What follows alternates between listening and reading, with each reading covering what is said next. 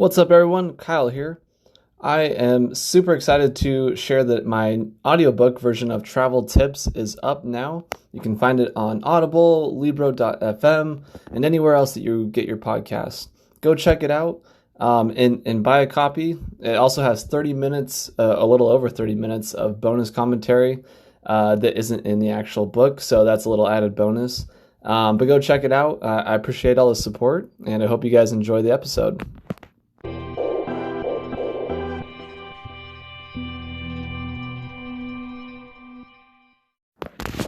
Welcome, everyone, to our travel experiences. I'm your host, Kyle Rasmussen, and welcome to episode 85. So if you're new to the podcast, I've had a lot of new listeners in recent weeks, and I'm super excited and thankful for everyone who's been listening, new and old listeners. It's really awesome to see the growth of this podcast and just share travel with everyone and inspiring stories. I think it's a lot of fun. But episode 85, so every fifth episode, I am doing an episode of my own where I share one of my travel stories or inspiring stories and just talk about some of my own experiences as well. So this one I thought, since it was recent that I got to go on this trip, I'm going to talk about going to Glacier and some of the inspiring stories behind that. So a couple weeks ago, I went to Glacier National Park. That was my first time being there. Now it's a long drive. From where I live, it's close to 8 hours in total, and I lose an hour because I'm coming from the Pacific time zone to the Mountain time zone. So took a while to get there, but it was a lot of fun. I made a little weekend trip out of it because I have some friends in the Spokane, Washington area and the Coeur d'Alene, Idaho area. And so I kind of broke up the trip that way. I left pretty early on a Saturday and drove to Spokane to see one of my good friends, catch up with him because it's been way too long. And so I got to do that, got to stop, get a break, grab some coffee, that sort of thing. So that was really nice. And then same thing in Coeur d'Alene, went and saw some friends, got to hang out a little bit, break up the drive, get some food, all that good stuff, enjoy a beautiful day in that part of the country. And then as evening started rolling around, I drove up to Glacier, so I went all the way through the panhandle of Idaho, and then through part of Montana, and then western Montana, and then up north through Kalispell, and then finally to Glacier National Park. And so there's some things to note when I was researching, what I needed to, what I needed to do to be able to go to Glacier National Park and do this hike that I wanted to do. Glacier National Park is one of the busiest parks that we have in the U.S. Sees a ton of tourists, a ton of visitors every single year. So it was important that I made sure that I planned this out accordingly. So I don't remember the exact dates now. I believe to enter Glacier National Park between, I believe it's like May or maybe even April. No, May. It was like May 26th through September 10th of 2023. You have to have not only the park entrance pass, but also a timed reservation for entering the park between 6 a.m. and 3 p.m. And those passes they're only on sale like I think 2 days in advance, and they go incredibly quick. And so I knew that with my schedule and everything, I wasn't going to be able to be ready to get one of those reservations. So they're really inexpensive if you are looking to get a reservation. It's $2 to get that reservation, and then the national park entrance fee was $35. And there's other passes available for those of you that don't know.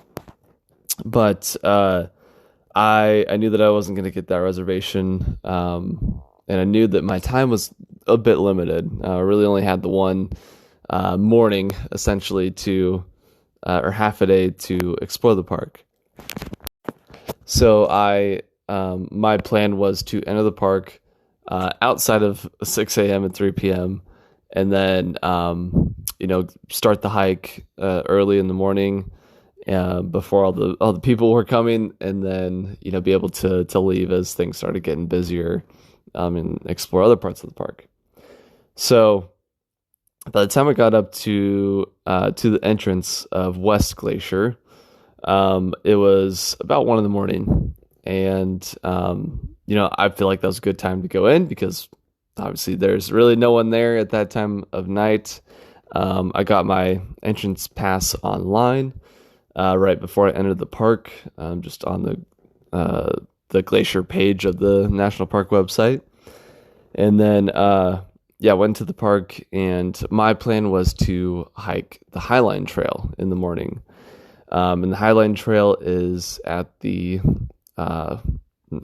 top of Logan Pass. Logan Pass is where the Continental Divide is, which is kind of cool. And up there's a big parking lot and visitors center for visitors to the park. But yeah, you got to drive all the way up the Rocky Mountains to get there, obviously, to get to the Continental Divide. And they're doing some construction at the time. I'm sure they still are by the time I'm recording this. They were doing some construction on a portion of the road. So it actually took a little while to get up there. Even in the middle of the night, I think I saw one car that was moving at that time. It still took probably 50 minutes or so to get to Logan Pass. So it took a while. So if you're planning to visit, just know that it takes a little while to drive through the park. I think it's a similar distance to the east entrance of the park if you're going down the other side of Logan Pass. I didn't do that on this trip, but next time I go, I definitely will check that out for sure. So yeah, I drove another 50 minutes or so and got to Logan Pass. So it's about 2 a.m. I parked my car in the parking lot there. There's a handful of cars in the parking lot. There's a couple people stargazing out there. And I gotta say, it was the perfect night to do it. I didn't plan this out, but it just worked out that way. That the night that I was there was the night of the Perseid meteor shower, which happens, I believe, every August. And so I parked my car. I got out to go to the bathroom, and I just looked up, and not only was there shooting stars from the meteor shower, but the Milky Way was just so incredibly clear. There was so many stars in the sky. It was just, I can't even describe it. It was magical. It's something that I think we're really robbed of by living in big cities with all the light pollution. We're missing out on that connection to the universe as a whole. It's so beautiful when you get out there and there's no light pollution at all. You're just looking up at the sky. You can see so much, and you realize just how small the earth is, how small we are, and how much more is out there. And I think you just feel, I know for me, I feel so much more connected to the world, to the universe, when I'm out there under that dark sky with all the lights, all the stars, and seeing the Milky Way. It's incredible. So if you haven't got to experience anything like that, I really recommend going to a remote place, preferably higher elevation because it's easier to see, and just look up at the stars. It's amazing. So yeah, I saw that, saw the shooting stars. Saw probably like 15, 20 shooting stars in the little bit of time that I was looking up at the sky. And by that time, I was a little tired. It'd been a long day of driving and all that. So I just camped in my car, laid the seat back, and went to sleep for a few hours. I think I got up about 5:30 in the morning, maybe a little bit earlier. and started getting ready, changing my clothes, brush my teeth, all that good stuff. And yeah, just across from the parking lot, there's the main street through the park, and then the Highline Trailhead. So the Highline Trail is the hike that I did, and I in total, you can go further along the Highline Trail than where I turned off. But to the Garden Wall Trail, which is the second trail that I went on in the park, it was about almost 7 miles to there, and then the Garden Wall Trail is just under a mile to the end of that trail. So before I crossed the road to start the hike on the Highline Trail, there's a sign next to the entrance of the parking lot, and it says Logan Pass, top of the Continental Divide, and then as the elevation. I think it's like 6,600 feet or so. So I took a picture with that, and then I crossed the street and started hiking at about 5:45 in the morning. It was light enough out that I could see fine. I didn't need a headlamp or anything. But the sun didn't rise technically until I think 6:25. So it was just hitting the tops of the light was starting to spread over the mountains and everything, for the first half hour or so before the sun actually came up. Now I will advise, don't do what I do. I didn't prep for it at all. I really should. But there's signs right there at the right there at the start of the trail that are advising people against hiking alone, advising people to be prepared to see bears and know what to do if you encounter a bear along the trail, because it's a frequent bear area. I didn't have any bear spray with me. I don't have bear spray, and I was hiking by myself, so I was not following any of the rules, and that's not the smartest thing to do. Don't recommend it. It did work out that as I was starting, there was another guy that was walking out, and he said that he was from Colorado and was going to go just a short ways and then sit down and take a time lapse of the sunrise over the mountains, which I'm sure it was incredible. I just walking along and seeing the sunrise over the mountains was amazing. So I walked with him for a little bit, half an hour probably, not too far into the hike, and then I was alone.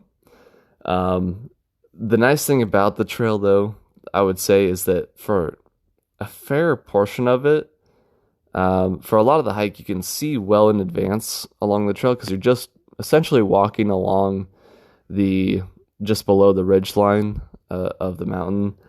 So it's a lot of open country. There's not a ton of trees. There's some sections where you really can't see anything as you twist and turn, but for the most part, you can see ahead of you quite a ways. So I could see, if there's a bear or something on the trail, I was paying attention to that, and I was looking. I was definitely paying attention to my surroundings, above and below me, to see if there's anything around, just in case.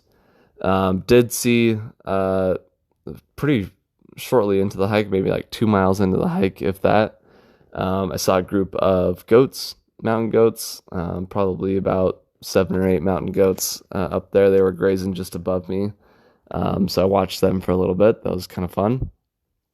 And yeah, I pretty much speed hiked. I did trail run a part of it.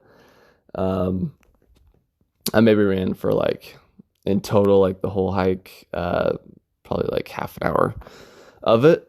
So not a ton, but maybe a mile or so, 2 miles. Yeah, probably not even that much, not even half an hour. I'd say a mile.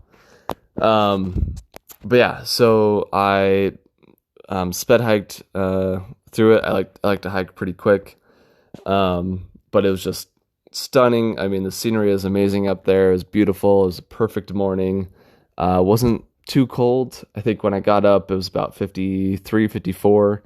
I think by the time I was done with the hike, it was like in the high 70s. So just a perfect morning to be up there. It was beautiful watching the colors come into the scenery around me, to see the Rocky Mountains. Just they look incredible. I could see the road that I drove up last night. It was pretty windy and kind of crazy. That road is a little bit wild if you're gonna drive through the park. But that was far below where the trail was. And then yeah, I just hiked. I enjoyed the scenery. There's two guys that passed me probably 4 miles in that were actually running the whole trail. And then yeah, just kept going. It was just me out there. Didn't really see a whole lot of anything else. Saw a marmot. Almost stepped on it as I was turning a corner.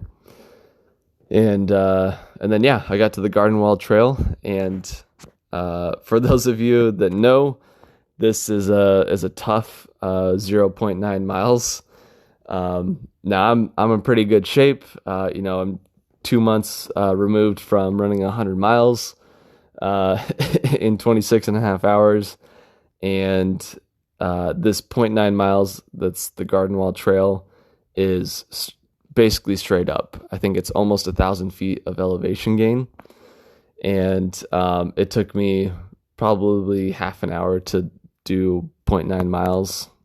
Maybe not quite that much, but pretty close to half an hour.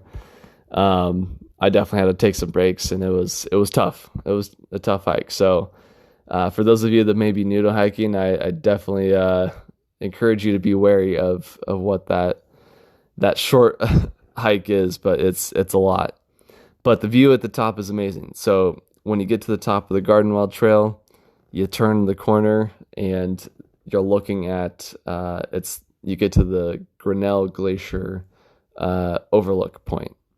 And so you get up there and you look down onto this alpine lake, and then where the glacier would be in the wintertime, where it would have existed in the past. And then you got the mountains all around. It's just a stunning sight for sure. I think I'm somehow going to try to get that picture up there for this. But yeah, it was absolutely incredible. Amazing view. So I went up a little bit higher than where that point is and sat down and just enjoyed the early morning sun. At this point, it was about probably 8:30-ish, 8:40-ish in the morning by the time I got up there. And so I sat down and just had a sandwich, drank some water, some Gatorade, took some pictures and videos of the incredible sight that I was seeing. And I had close to a 360-degree view, so I could see out across all the Rocky Mountains to the west, and then I could see pretty far to the east as well. There was just one point that was blocking my view to the north, but other than that, it was it was amazing. And when I was up there was 3 or 4 goats that were below me that were grazing and getting their breakfast in for the morning. So it was fun to watch them a little bit. Lots of little chipmunks, squirrels, all that good stuff up there. So yeah, I was up there for probably like 20 minutes or so, and then I started the descent. The descent, in terms of how difficult it is cardiovascular wise, not as hard to go down the 0.9 miles. That's basically straight up and down, but it is hard on the knees for sure, on the legs. So I still took it pretty slow. I think it still took me like 25 minutes to go down from there. And I want to make sure I didn't, slip off and fall a very long ways if I did happen to slip, because it's pretty long drop on one side. So yeah, I went down, and that was the first time that I was about halfway down, and that was the first time that I saw another person out there since the 2 trail runners that I had that had passed me like 2 hours ago. And so I saw some guys that were coming up, and then started seeing people constantly as I made my way down. Got down the Garden Well Trail, and then headed back to the trailhead along the Highline Trail, the almost 7 miles, and just started seeing people constantly along the trail. There's always someone I was passing. I think probably I passed over 100 people for sure, maybe closer to that 200 mark in the 7 miles on the way back.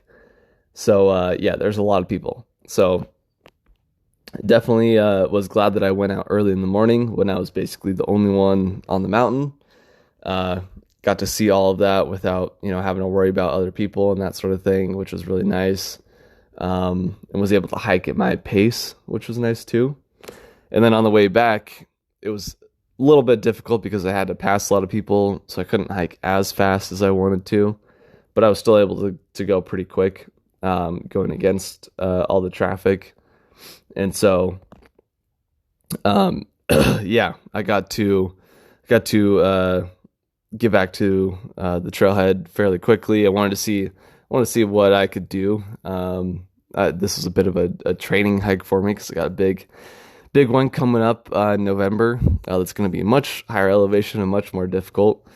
So I wanted to see where I was at physically, mentally, that sort of thing. So I was able to do just 16 miles in just under 6 hours, which was, I felt like that was pretty good. That was what I was shooting for, was under 6 hours. So that was great. So got back to the parking lot, which was totally packed now, whereas there'd only been a handful of cars when I had started in the morning. Totally packed. There's people that were waiting to find a parking spot. It was chaos. So many people around the visitor center. But got a picture with the Logan Pass sign again. Went to the bathroom. Went to the visitor center. Got my magnets and postcards, and then jumped in the car and headed down the mountain to the entrance of West Glacier, which was beautiful in the daylight. Now I could see the mountains very clearly, just insane views. I mean, definitely. I think this was my 23rd national park, and certainly I would put it in the top 3, if not the top 1 now. It's amazing. So I made my way down and took some pictures along the way. Lots of traffic on the way up. So again, I highly recommend going early or later in the day, I guess. But beautiful views. And then I exited out of Glacier and then made the drive back.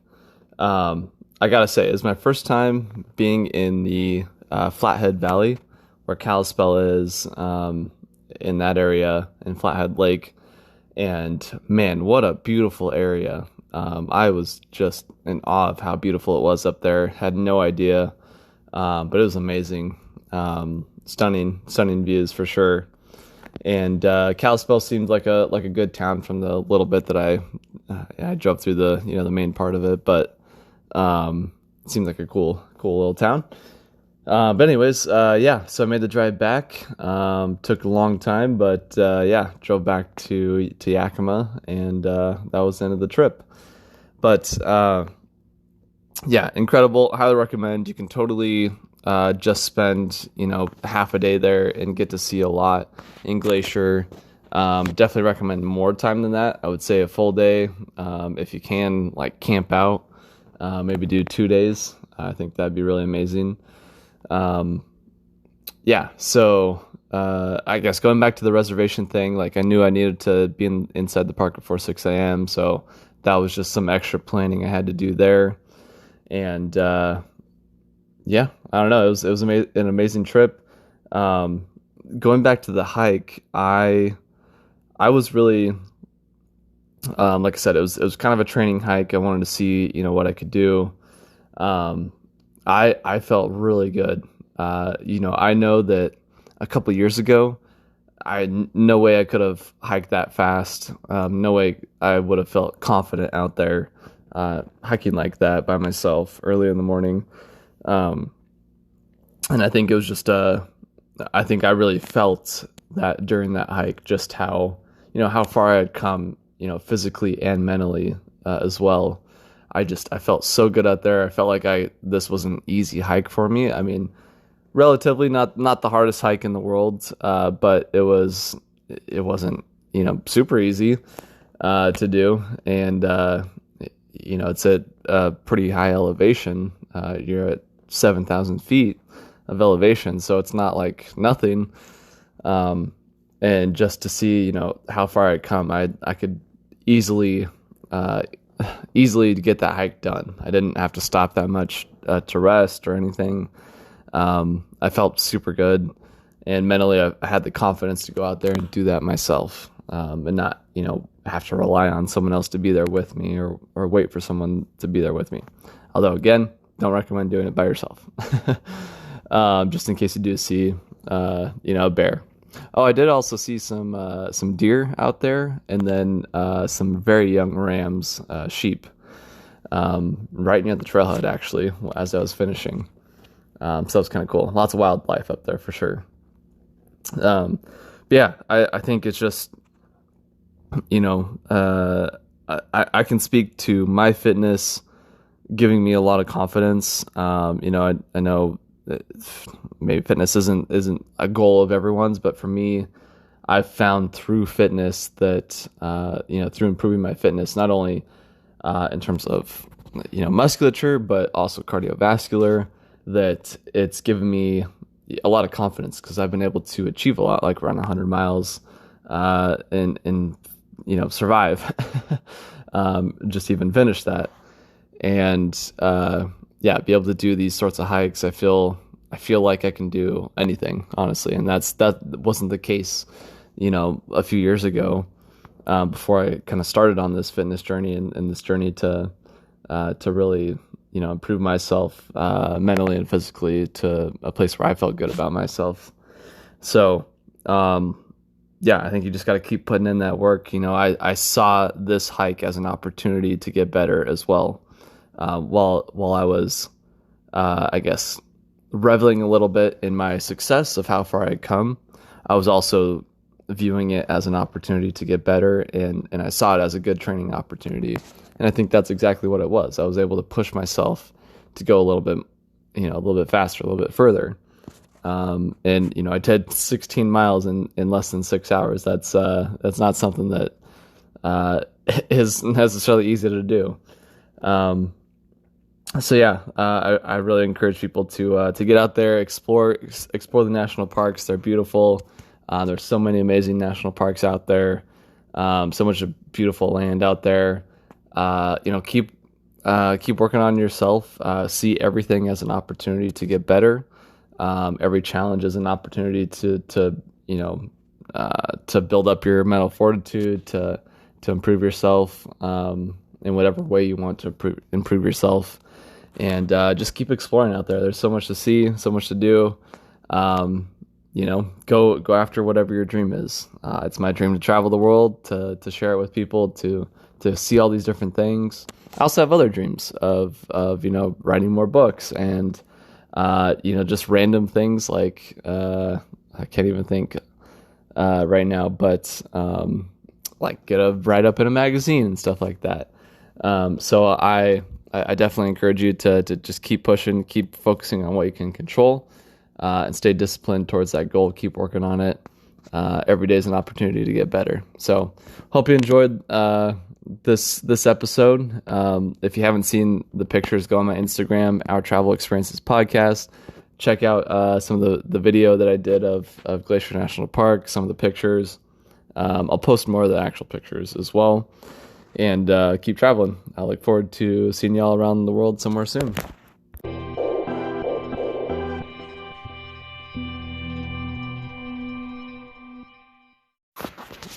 Hey everybody, Kyle here. If you enjoyed today's show and want more, you can always check out every episode on Spotify, Anchor, YouTube, and now Amazon Music as well. Just search for Our Travel Experiences on any of those platforms and it will pop up.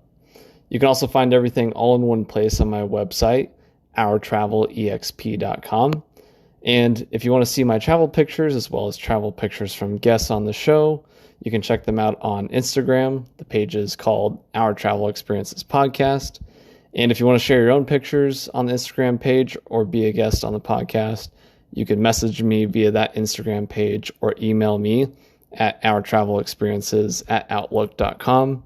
I would love to see your pictures and hear about your travel experiences, so please send them my way.